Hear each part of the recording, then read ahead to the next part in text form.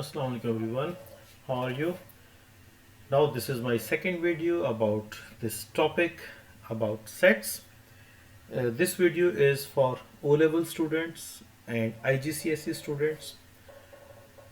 If you are following the O-level series, then it is the topic number 2, set language and notation. And if you are a student of IGCSE, it is topic number C 1.2 and E 1.2, number. Now in today's video we will learn that how to describe a set and list elements of a set. And the second objective is cardinality of a set. It means that how many number of elements are present in a set. Okay, now let's start. The first thing is about describing a set. When we describe a set, there are three methods of writing it. The first method is that we write in words, which is called descriptive form. Second method is we list the elements of a set, which is called tabular form. And third method is writing in set builder notation, where we write the set using some variables and symbols. Let's start with the first, descriptive form. Descriptive form is very general and basic form of a set that we write in words. Okay, for example, set of natural numbers. All right. Second example, it can be set of square numbers. All are written in words. Set of all positive even numbers less than 10. And if you notice that the names of the sets are written with the capital letters, it's always like that. I told in the previous video. All right. Next example, P is a set of all prime numbers between 10 and 20. Okay, careful about the word between. It means this 10 and 20 is not included. Okay, same in the previous example, it was less than 10. So less than 10 means that 10 is not part of the set. All right. Okay, next example, set of all odd numbers between 10 and 25 inclusive. 10 and 25 inclusive means that these two numbers are part of the set if they are odd numbers. Okay, so if it is any odd number, so this would be the part of the set. So this is how we write all these sets in words, and we call it as descriptive form. Now, if we have these sets, we are going to write them in the tabular form. Tabular form, we write down the elements inside the brackets, curly brackets. Okay, the first example we had previously is n set of natural numbers. Natural numbers, you know, start with 1, then it goes 2, 3, 4, 5 and going on. They never end. All right, and if they never end, you remember from the previous video, these dots means it's going on and on and on. They never stop. There is no ending limit or the number of this set. All right, and this kind of set is called infinite set, which has no ending point. Second example we had is set of square numbers. Again, it includes all the square numbers. So there is no point where this set will end. All right, we know the starting point, but where it will end, we don't know. All right, next example we had is set of all positive even numbers less than 10. All right, so positive even numbers start from 0, then we have 2, 4, 6, 8. Less than 10 means 10 is not included. Everything under 10 will be the part of it. Next, set of all prime numbers between 10 and 20. Now careful about the word, as I told you before, between. So it means 10 and 20 is not part of the set, of this set. So this collection includes 11, 13, 17 and 19. Okay. Right. Last example. Set of all odd numbers between 10 and 25 inclusive. Inclusive, I told, which is that these numbers are part of the set. Though 10 is inclusive, but since this 10 is not odd numbers, we are not going to write it. We'll start from 11. 11, 13, 15, 17, 19, 21, 23, 25. And notice 25 is part of this set. Okay. Now since these numbers are a bit more and it takes time to write so many numbers, and maybe you have some sets which are more than this. Okay, so we have a shorter way of writing it, that we start a couple of numbers in the beginning, 2 or 3 numbers in the beginning, then we put these so on symbol, the dots, and then we write the number where the last element of this set. Okay, this is also a way of writing it, but remember, this dots here does not mean that this is infinite set. It is ending at 25. The last element is 25, so this is finite set. Okay, we discussed this thing in the previous video.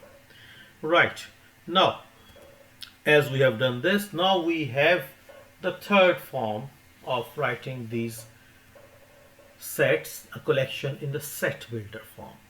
Before I give you more examples, I will describe you that what does set builder form mean. Okay, so this is an example. W is a set in which X, we use the variable. X is any variable. What does this X means? These two dots means such that where X is a whole number, X is an element of W. It means that here all the elements are all the whole numbers. Okay, and there is no further restriction that we need whole numbers more than 100, less than 100, between 25 and 60. There is no condition. So all the whole numbers are included. Okay, so this is one way of writing a set in set builder form. We have another example, that X, where X is an element of P. P means prime number. Okay, so this is a basic condition we have. Okay, then as I told you that we may have some further restriction. Okay, as we have here, we have further condition, but previously we don't have. Okay, we didn't have here, so it ended here. Now the condition is that we include only those prime numbers which are from 40 till 50. Okay, which are from 40 till 50. And notice that here 40 has this sign, less than or equal to sign, and 50 has only this less than sign. It means 50 is not part of this set. 40, if it is a prime number, as because we only need the prime numbers in this case, then 40 might be written in that case. But as 40 is not prime number, so it will not be written as well here in this case. Okay, so this is a way how we write down the prime number. We always write the smaller number on the left side, larger on the right side. In the middle, we always write the variable what we have used here. Okay, and we always have this these less than sign. You will not have ever larger than, more than sign here. Okay, so now we write some sets in the set builder form. Okay, yes, so first example is the set of natural numbers. Look, it's only one condition here, We have only all the elements of a natural number. There is no further restriction. So x, where x is a natural number. X is an element of natural. Second example, that set of square numbers. Again the same thing. We don't have any further condition. Okay. So square numbers. Sorry, just 1 minute. I remove it. Yes, here we are. Okay. So what are the square numbers? That numbers x, where x is a square number, and we don't have any further condition in this. Alright, now we have set of all positive even numbers less than 10. Okay, now as I told you, one basic condition is that x is an element of even number. So this we write the first part till here. The second part is which even numbers. We need the even numbers less than 10. Okay, under 10. So x is less than 10. And you notice that here x 10 is not included. Remember, that's why it's only less than sign. Alright? Okay. Now let's see the next example. Yes, set of all prime numbers between 10 and 20. Again, first condition is prime numbers. So x is a prime number. We are done till here. Then further condition, we write the smaller number 10 on the first. Then we write the larger number 20. We always write these numbers. Okay. And then we put these less than sign. And if this 10 and 20 is included, we put the less than equal signs here. In this case, it's not. So x always in the middle. All right. Okay. Now next example. Set of all odd numbers between 10 and 25 inclusive. Okay. So basic condition, odd numbers. So x is an odd number. We are done till the first part. Then we have 10 smaller number, 25 larger number, x always go in the middle. And then we have, because since these two elements are included 10 and 25, so we wrote less than equal to sign. Less than equal to sign. Okay. Now when you write it in the numbers, we write the elements. So if 10 is an odd number, it will be written. If it is not, it will not be the part of that. But whatever numbers are mentioned here, you write the smaller and the larger following that condition. Okay, so this is about the set builder form. Now the second target of today's this lecture is that number of elements in a set. Okay, cardinality of a set. So one thing very important, that cardinality is not possible for writing the infinite set, because when we are writing the number of elements, we count it, and if it is an infinite set, that till where we count, we don't have any limit. Okay, so cardinality is not possible for infinite sets, like in these two examples I have given to you. But if we have a set, for example, 0, 2, 4, 6 and 8, and how we write the cardinality, we write in this way. This n stands for the number of elements, and here we write the set, which set we are talking about. And here we write the numbers. So we have 1, 2, 3, 4 and 5. So 5 is the number of elements of set E. Okay. Now we have set P. 1, 2, 3, 4. So what we will write? We will write n. Inside the bracket we write P. Remember, n is always smaller.